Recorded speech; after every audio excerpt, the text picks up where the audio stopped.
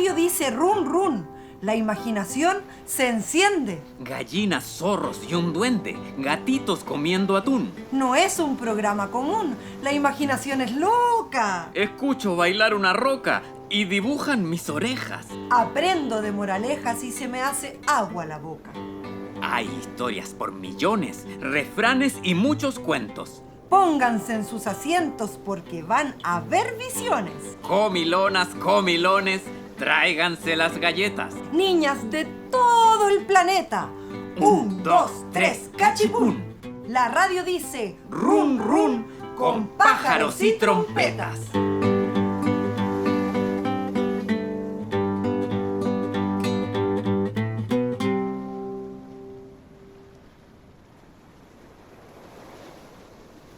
Capítulo 9. Mitos y leyendas de la comuna de Navidad. Gallina, ¿has visto al perro Terry? Ah, aquí lo tengo, en el bolsillo. Gallina, le estoy hablando en serio. Ah, yo también. No tengo tiempo para andar hablando tontera. Tengo un montón de cosas que hacer y huevitos que poner. El polipollito además está con fiebre. La cocoroca muy polola. Y usted, vele que preguntándole será. No sé dónde está el Terry, ni me interesa. Parece que alguien no está de buenas. Se levantó con la pluma parada, señora. Bueno, me voy. Si lo ve, dígale que lo andan buscando. ¿Cómo? Lo que pasa es que el perro se fue a meter a la inauguración de la lancha que se va a meter al mar. Sí, pues. Si nadie me invitó. Ah, bueno, a mí tampoco me invitaron, pero igual yo estaba pendiente.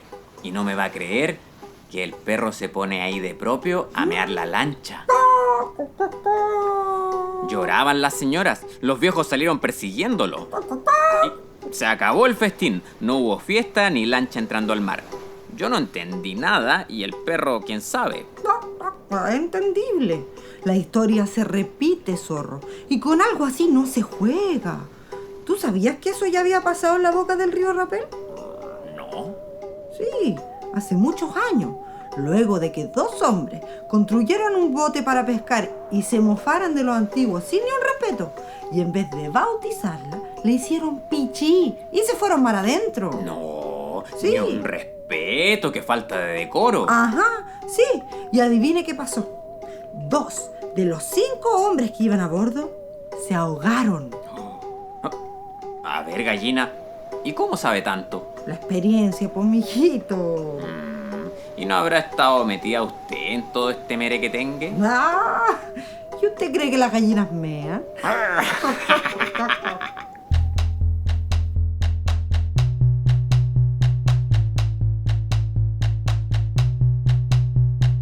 La piedra de la sirena. Relato proporcionado por don Roque Venegas y escrito por Magdalena Gráfica. En la playa de Matanzas hay una enorme piedra llamada la piedra de la sirena. Según cuenta la leyenda, una joven todos los días pasaba horas enteras a esperar a que llegara su amado en un barco. Todos sabían, incluso ella, que este barco había naufragado, muriendo ahogado todos sus tripulantes y pasajeros. Pero esta joven, enloquecida de amor, esperaba en esta roca que volviera su amado. Un día, esta joven desapareció sin dejar huellas. Se presume que se había arrojado al mar, pero su cuerpo jamás fue encontrado. Tiempo después, marineros de barcos que se acercaban al puerto de Matanzas a cargar trigo, decían haber visto a una joven con una hermosa cabellera hacer señas con un pañuelo blanco, sin saber si estaba saludando o pidiendo auxilio. Al intentar acercarse, el mar embravecía rápidamente y la joven desaparecía misteriosamente entre las aguas. Hola, mi nombre es Roque Patricio Venegas González. Soy encargado de la Biblioteca Pública de Navidad y al mismo tiempo conservador del Museo Histórico y Natural de la Comuna de Navidad. Dentro de las cosas quisiera contarle una leyenda que me la contó mi madre cuando yo era pequeño y que hasta el día de hoy me la recuerdo. Esto es en el sector del Maitén, cerca de un lugar llamado La Hollada. Existe un risco profundo donde al atardecer se veía un fraile franciscano pasearse por esta gruta como una forma de poder resguardar el bosque que estaba a sus pies, que estaba constituido por pataguas, quillay, canelo, peumo y así una otra variedad más de especies nativas. Después llegó el hombre con su hacha, convirtiendo todo este bosque en carbón vegetal, lo que también provocó de que el fraile desapareciera. No obstante, después con mucho esfuerzo, el bosque empezó lentamente a erguirse, hasta que, esperando, como decir, bueno, esperemos que nuevamente vuelva nuestro fraile aquí a visitarnos, nuevamente en este lugar que hoy día es prácticamente un hermoso paisaje natural. También quiero contarles nuestra vida cotidiana en el pasado en Navidad. En Navidad no existían autos, no existían teléfonos, no existía televisión, ni radio. Solamente acá todo nuestro entorno giraba en torno a la agricultura, al campo, donde niñas y niñitos ayudaban a los papás a labrar la tierra. Cuando recién comenzó a llegar acá a la radio, todos los niños pensaban de que dentro de la radio los que hablaban eran pequeños locutores, eran pequeñas personas, se lo imaginaban. Bueno, lo concreto es que la historia fue bien, por decir, fantasiosa cuando niño, porque nos imaginábamos un montón de cosas. Nuestro medio de transporte era la carreta, tirada por bueyes, el caballo, las mulas, los burros, todo eso. Y, por supuesto, para desplazarnos también, lo que era más fácil era por nuestros propios medios, de pie. Así que, como les digo, la historia de Navidad ha sido muy, muy distinta a la que estamos viviendo actualmente. Porque hoy día los niños tienen todo, lo que antes no teníamos nada, una escuela y nada más. Pues no teníamos medios sanitarios, solamente una casa de socorro donde había que recurrir cuando nos lesionábamos. Y así sucesivamente nuestra vida fue muy sacrificada, pero sí muy sanita desde el punto de vista ambiental, porque teníamos contacto no solamente con los animalitos domésticos, sino también con los silvestres y con nuestra flora que nos rodeaba, que era hermosa, con aquellas especies nativas, que eran algunas endémicas de la zona, y que nos hacía sentirnos felices en un valle ahí disfrutando de todo su entorno. Bueno, y también nuestra entretención de niños era al pillarse, a la liebre, donde uno corría y todos lo perseguían, a la payaya, al trompo, a las bolitas, a las naciones, etcétera, etcétera. Era la forma de entretenerse y a la pelota, con cualquier objeto, ya sea con las medias de la mamá, que se le echaba la lanita por dentro, o una bolsita de plástico, porque no habían balones de fútbol. Así que, por lo tanto, había que inventar cualquier objeto para poder entretenerse. Así como también los caballitos de madera, que tomaba un palito uno, corría, qué sé yo, bueno, un montón de actividades que se hacían para entretenerse, porque no había otra forma. Y una vida sana, obviamente.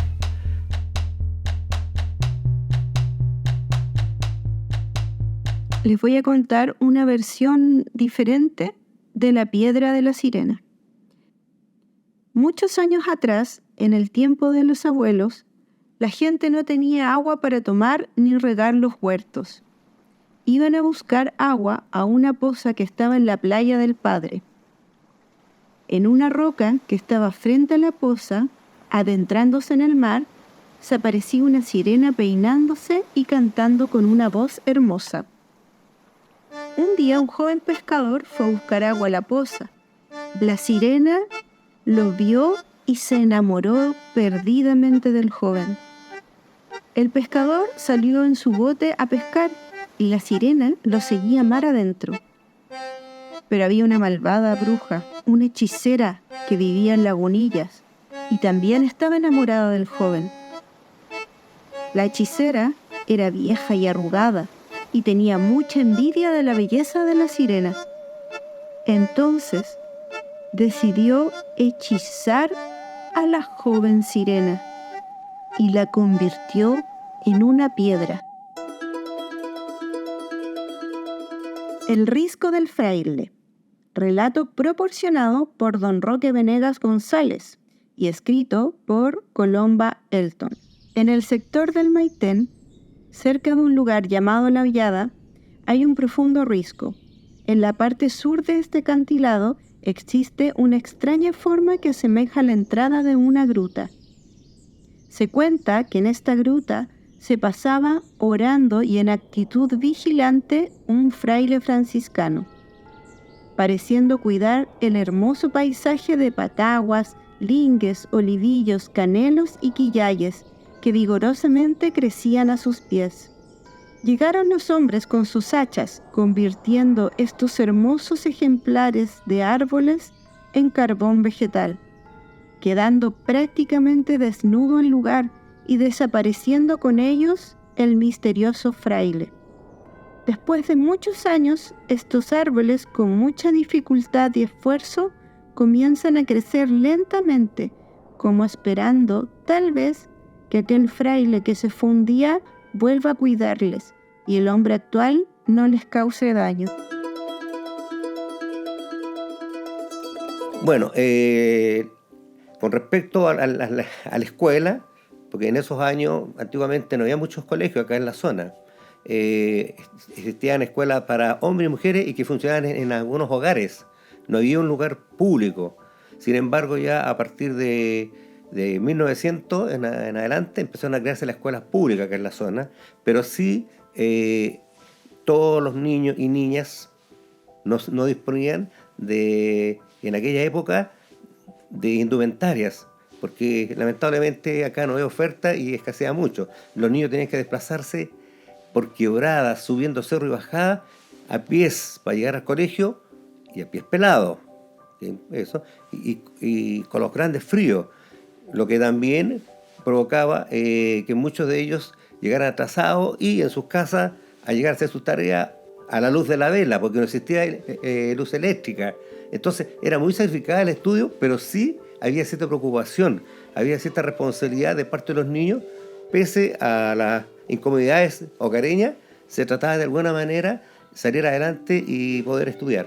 Cuando había que apoyar a las mamás, ir con su tarrito a recolectar, por ejemplo, moluscos, como también algas marinas, en el campo se hacía exactamente lo mismo, había que ir cortándole pastitos que sirviera como forraje para los cerdos, para la gallina, para el ganado en general. Todas esas actividades se hacían cotidianamente desde temprana edad, desde pequeño. O sea, uno comenzaba a hacer todas las actividades que estaban haciendo los adultos, pero obviamente que en menor grado, no con el mismo esfuerzo. Y sin embargo, también llegaba un momento en que los niños se caracterizaban por cualquier cosa, porque recordemos que antiguamente acá también, que era muy interesante, que en el campo, por ejemplo, siempre existían muchos apodos, siempre los sobrenombres. Entre alumnos se colocaban nombres de animales. Generalmente aquí en Navidad, hoy día tenemos una fauna, pero bien variada, desde los zorros, burros, gatos, conejos, ratones, etcétera, etcétera. Una gran cantidad. Todo era a base de estos apodos o estos sobrenombres de animales. Era como una forma de cuando nos enojábamos también. Lo otro también de que cuando los que habían los mayores nos echaban a pelear a los más pequeños, entonces hacían apuestas, entonces lo hacían, ponían la mano, mira, toma aquí, pega acá, tócale la frente, meterle un cubito, ya, y ahí uno empezaba a pelear, qué sé yo, y así sucesivamente era la vida antes, pero no creaba el rencor, o sea, no se llegaba después a decir, pucha, me las vaya a pagar, y hoy día que estoy grande, no, era como un juego de menores, porque al final esas cosas no crearon secuelas por lo menos a mí no, y tampoco a otros que yo he escuchado. Así que era una vida muy distinta, con muchas necesidades, obviamente, pero muy sana, muy sana. A ver, por ejemplo, acá los helados empezaron a llegar a principios de los 70. Los helados no los conocíamos nosotros. Escuchábamos hablar de helado y no teníamos idea. Entonces, incluso cuando aquí había la primera vez que llegaron helados, el caballero traía, y me acuerdo cuando se cortaba la luz, rogamos que se cortara la luz, porque él regalaba todos los heladitos de agua, si no teníamos heladitos, así que partíamos todos los niños chicos, claro, vamos, se cortó la luz, vamos, partamos, vamos a buscar. Eso. Y lo otro también, que los que llegaban mucho eran, en esos años los primeros dulces eran sueltos, o sea, no envasados, sino que a granel. Hola, mi nombre es Leonel y les voy a contar ahora una leyenda de la región de O'Higgins. El cuero de la laguna del perro. Hace muchos años, don Pedro, un campesino oriundo de Marchihue, vino a Pichilemu acompañado de su perro, queriendo acampar en un lugar que fuera bonito, que tuviera agua, pero no en la playa, sino en el campo. En el pueblo, un lugareño le da el dato de una hermosa laguna rodeada de bosque, cerca de Cahuil, y lo encamina hacia allá. En el camino le advierte que en esa laguna hay que tener cuidado, pues es sabido que antiguamente una mujer que fue a lavar la ropa dejó su guagua sobre un cuero de vaca que había en la orilla y que éste habría cobrado vida envolviendo a la guagua y llevándosela al fondo de la laguna. Don Pedro, incrédulo, pensó que eran puros cuentos que inventaba la gente para asustar a los turistas. Llegando a Cahuil, en ese entonces, que era un pequeño caserío, don Pedro se acerca a un rancho para conseguir provisiones. Lo atiende una mujer que le vende pan amasado y amablemente le invita a compartir un mate. Al saber de su intención de acampar junto a la laguna, la mujer le advierte lo mismo que ya le habían dicho, que debía tener cuidado de no acercarse a la orilla, porque muchos desaparecían a causa de una criatura sanguinaria al que llamaban cuero del agua, o cuero vivo, o manta del diablo. Se dice que esta temible bestia, añade la mujer susurrando, tiene la forma de un cuero de vacuno de gran tamaño, que navega entre las aguas y tiene grandes garras filudas en su contorno, ojos rojos y saltones, y en el centro del cuerpo posee una gran ventosa por donde succiona a sus víctimas. Don Pedro sigue opinando que esas cosas son inventos, cuentos antiguos. Además, le dice a la mujer, para tranquilizarla, su perro ladra siempre para prevenir cualquier peligro, así que él se siente protegido, no tiene miedo. Ya se estaba poniendo el sol cuando don Pedro se fue hacia la laguna con su perro. Al llegar, vio unos terneros tomando agua en la orilla. Se detuvo a contemplar la escena cuando de pronto su perro comenzó a ladrar. El agua comenzó a agitarse cerca de los animales y entonces vio con sus propios ojos cómo el cuero emergía del agua y atrapaba a uno de los terneros.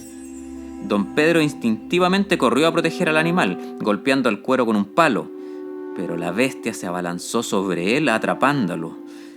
Fue ahí cuando su fiel compañero saltó ladrando furioso sobre el cuero y lo mordió con fuerza. El cuero emitió un grito desgarrador, soltando en ese instante al hombre y al ternero para defenderse del perro. Se desató entre el cuero y el perro una violenta lucha. Don Pedro desde la orilla gritaba desesperado, llamando a su perro para que volviera junto a él. Pero finalmente el cuero envolvió al animal y se sumergió con él hacia las profundidades, dejando tras de sí una estela de sangre y espuma. Don Pedro se fue sumido en la tristeza por haber perdido a su mejor amigo. Desde entonces, en honor al sacrificio de este valiente animal, la laguna que existe entre Pichilemu y Cahuil le llaman la Laguna del Perro.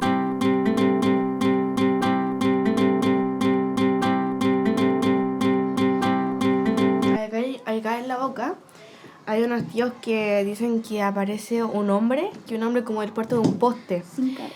No, es un hombre que es bien alto y ¿cómo se llama? Y hay hartas personas que a mis tíos la han salido persiguiendo.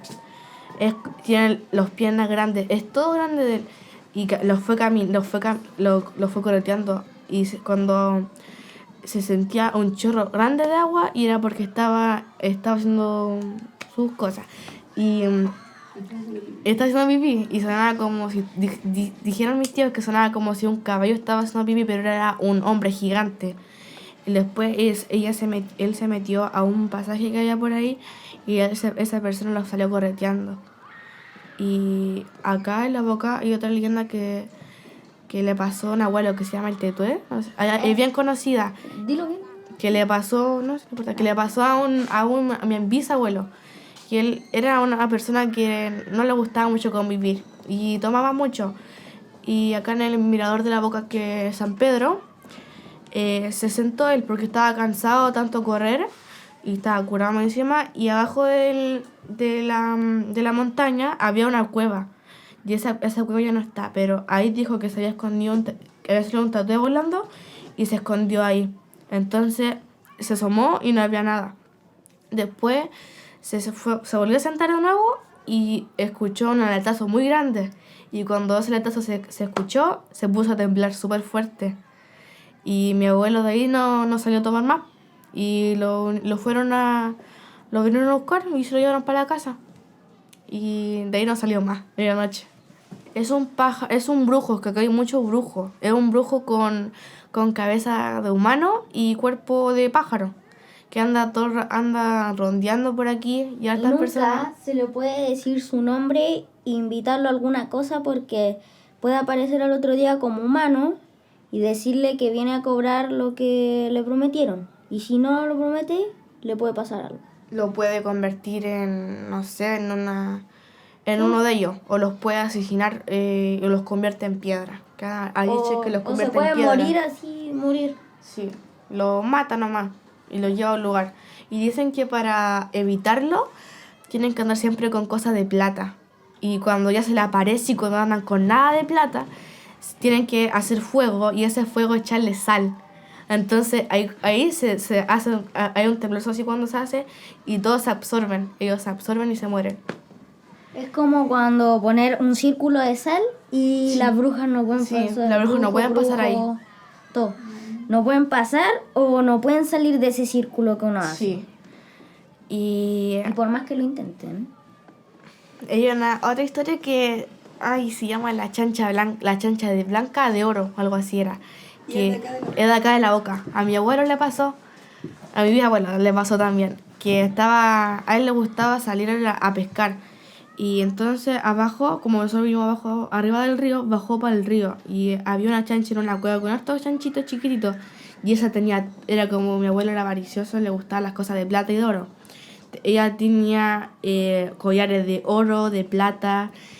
Y a él los quería sacar porque como decía que una chancha va a tener tantas cosas de oro. Se las quería sacar y no se las pudo sacar. La chancha se la tiró y la salió correteando por toda la casa. Y eso le pasó. Entonces ya no le gustó y le contó a mi bisabuela también, le contó y también le había aparecido a ella. La salió corriendo para desembocadura. Y después no le gustaron más los chanchos. Y se asustaron, se quedaron traumados. En este programa participaron Andrea Franco, Dirección General, Víctor Vergara, Asistencia de Dirección y Diseño, Francisco Espinosa en Orgánica Film, grabaciones de sonidos y audios, Loreto Ríos, diseño sonoro, Leonel Arregui, voz del zorro, Isabel Mequis, voz de la gallina, Sol Puga, voz institucional.